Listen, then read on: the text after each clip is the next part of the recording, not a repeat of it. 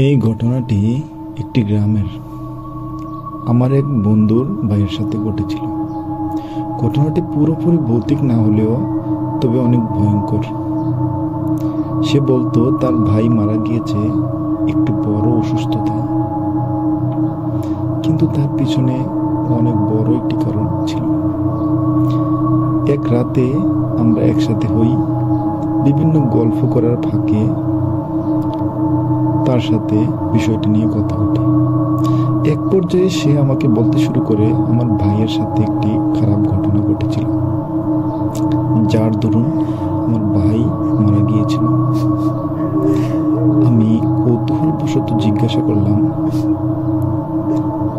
কি ঘটেছিল? সে বলতে লাগলো, ওই যে পূর্ব পাড়ার যে কবরস্থানটি রয়েছে সেটি তখন দেয়াল দ্বারা আবদ্ধ ছিল না। কবরস্থানের চারপাশে বাঁশ বেঁধে রাখা হতো এবং মানুষ এবং প্রাণী যাতে চলাচল করতে না পারে কবরস্থানের মাঝখান দিয়ে, তাই বাঁশ বেঁধে রাখা হতো। একদিন আমার ভাই ওই এলাকায় গিয়েছিল তার বন্ধুদের সাথে।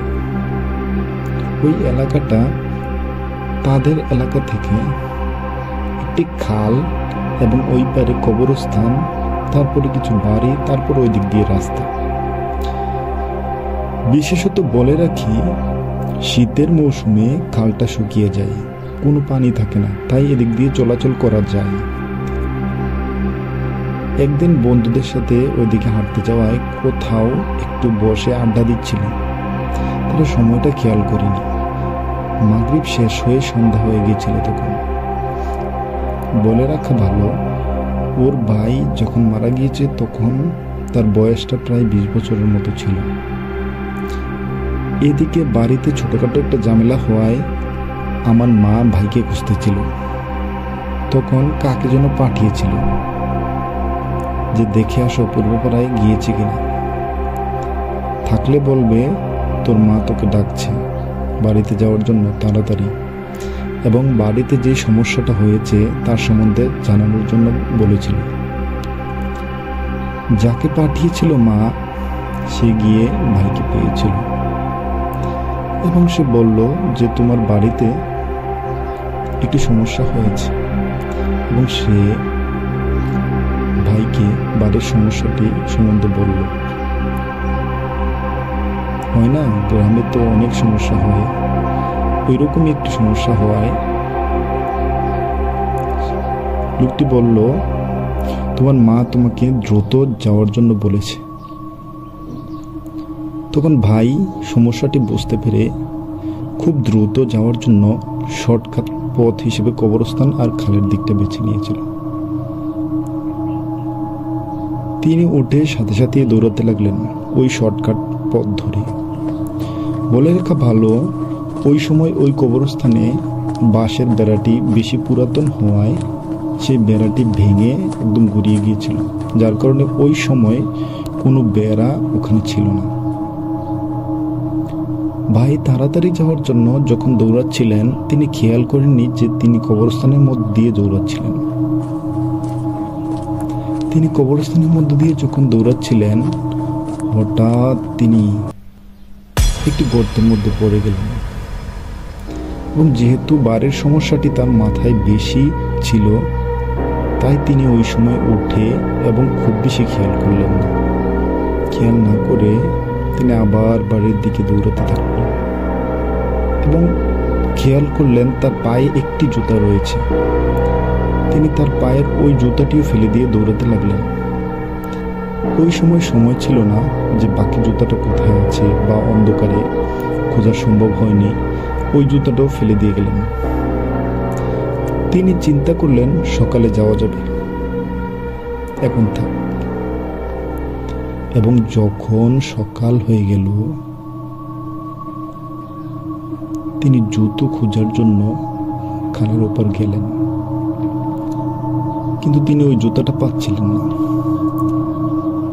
রাতে তিনি কোন গর্তে পড়েছিলেন সেটা খুঁজতে খুঁজতে দেখলেন তিনি যেখানে পড়েছিলেন সেটা কোনো গর্তে ছিল না, সেটা ছিল একটি পুরাতন কবর, এবং তিনি সেটি একটি কবর দেখে ভয়ে আতঙ্কিত হয়ে তিনি বাড়িতে চলে আসলেন জুতা না নিয়ে। আসলে বলে রাখি, ওই সময় আমাদের আর্থিক অবস্থা খুবই খারাপ ছিল বিদায়, এবং নতুন জুতা কেনার জন্য অনেকবার আম্মুর কাছে বকা শুনতে হবে।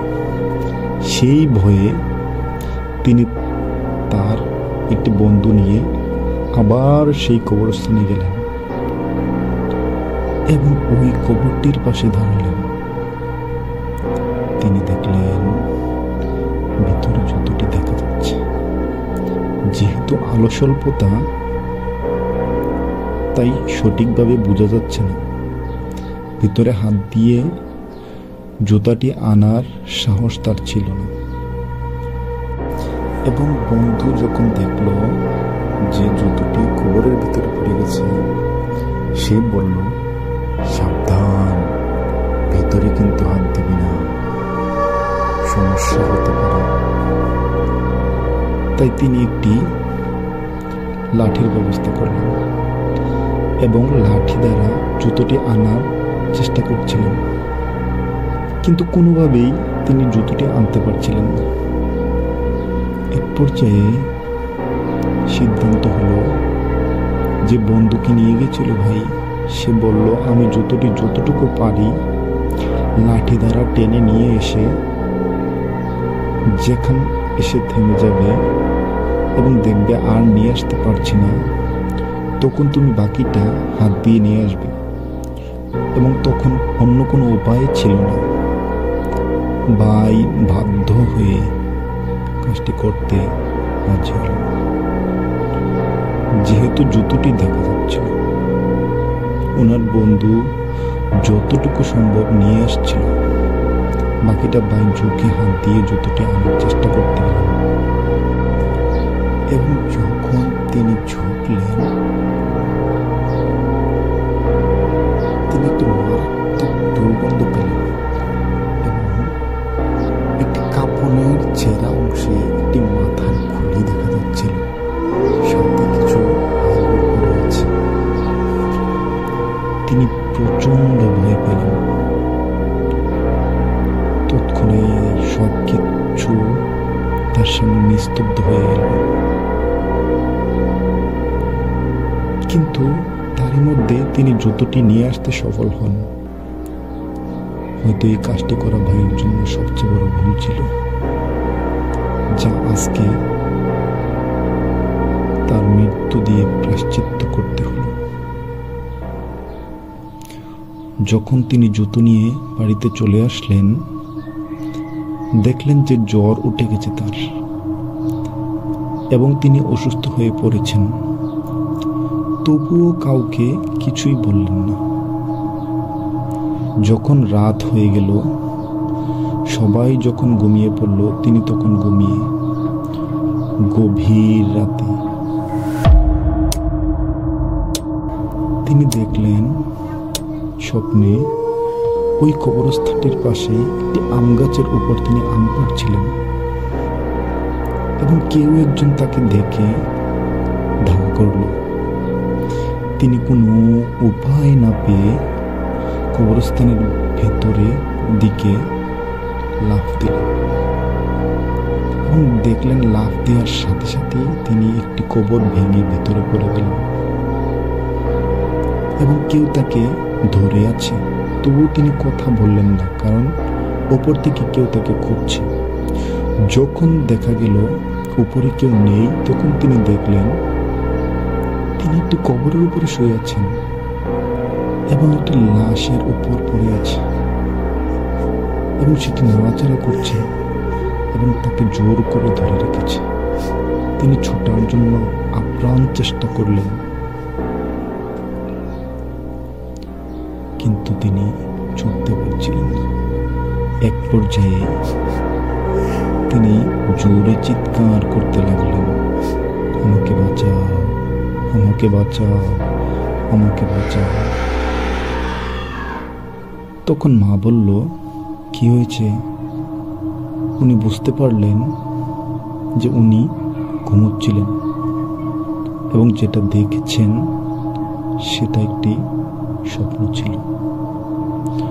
তখন তিনি স্বস্তি অনুভব করছিলেন। তিনি সারা রাত আর ঘুমাতে পারেননি ওই বিষয়টা নিয়ে চিন্তা করতে করতে।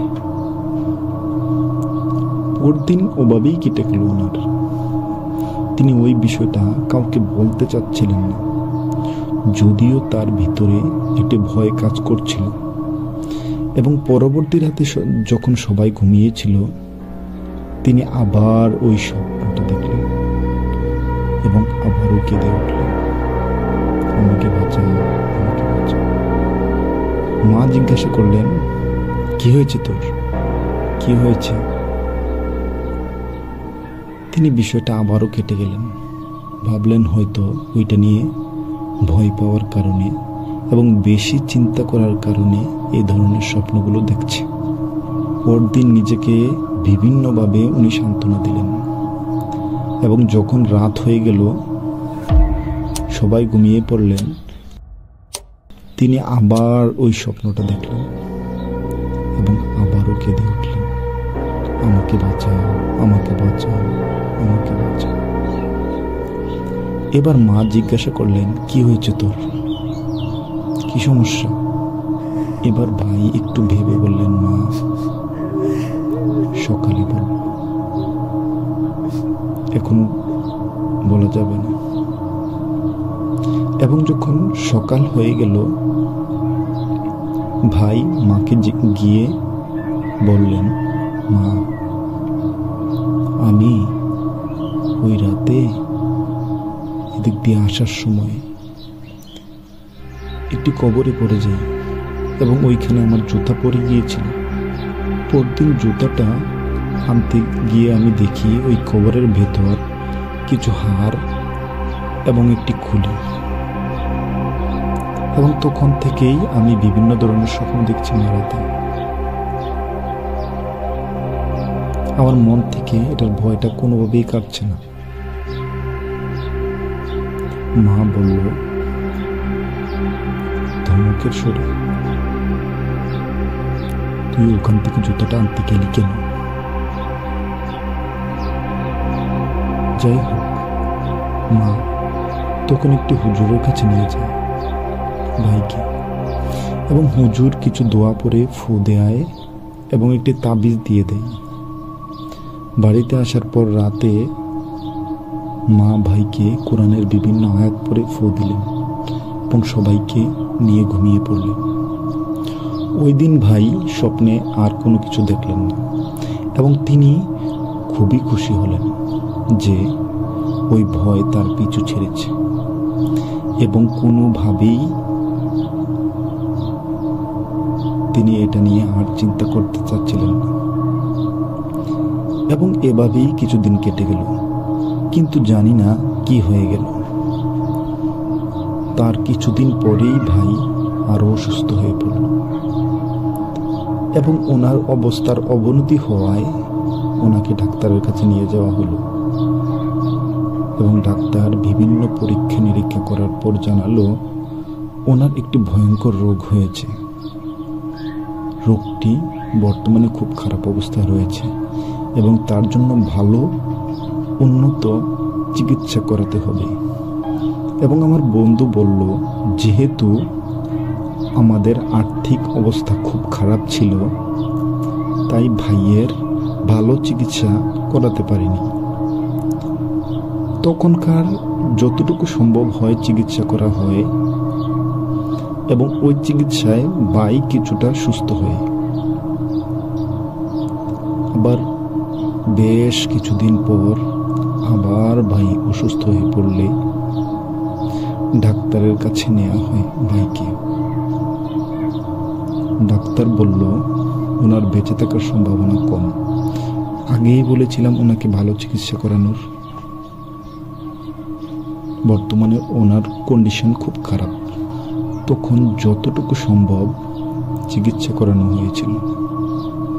তখন আমার বন্ধু চোখ দিয়ে পানি পড়ছিল এবং সে কেঁদে ফেলল এবং বলল, কিন্তু আমার ভাইকে আর বাঁচানো যায়নি। এই ঘটনাটির সাথে ওনার মৃত্যুর কোনো সম্পর্ক আছে কিনা আমার জানা নেই, তবে কোথাও একটা শুনছিলাম মৃত্যুর আগে নাকি মানুষ বুঝতে পারে বা তাকে বোঝানো হয় তার মৃত্যু সন্নিকটে, এবং কেউ কেউ বলে এটা নাকি কবরের অভিশাপ। আবার এই ঘটনা শুনে অনেকে বলেছে যে সে ভয় পেয়েছে এবং ভয়টির কারণে তার এই রোগটি হয়েছে এবং এটা তার মৃত্যুর কারণ হয়েছে।